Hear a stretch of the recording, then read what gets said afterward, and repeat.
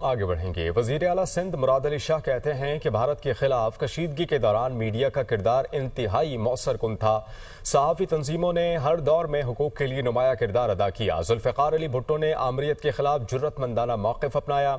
جبر کے دور میں صحافیوں کی قربانیاں ناقابل فراموش ہیں۔ بے نظیر بھٹو نے صحافیوں کے رہائشی مسائل کے لیے عملی اقدامات کیے۔ صحافیوں کی فلاح اور میڈیا ہاؤسز کی آزادی ترجیح ہے۔ سنسرشپ کے خلاف صحافیوں کی جدوجہد تاریخی ہے۔ وہ کراچی میں تقریب سے خطاب کر رہے تھے۔ میں اس جماعت سے ہوں، شہید ذوالفقار علی بھٹو ہو چاہے شہید محترمہ بے نظیر بھٹو، جو اپنی جلا وطنی کے بعد جب پاکستان آئیں تو انہوں نے ہر صحافت کے ادارے میں گئیں اور ان کی جو جدوجہد تھی اس کو خراج تحسین پیش کیا۔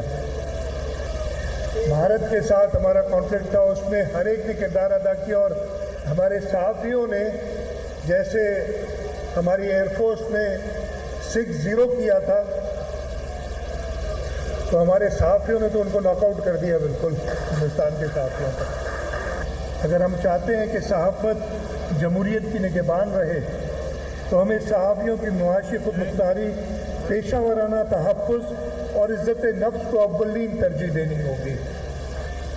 ہم نہ صرف صحافیوں کی فلاح و بہبود کو یقینی بنائیں بلکہ میڈیا ہاؤسز کی مالی خود مختاری کو فروغ دے کے آزادی صحافت کو ایک نئی طاقت عطا کریں۔ ہمارا مقصد ہے کہ سچ کی تلاش ایک بار پھر صحافت کا نصب العین بن جائے۔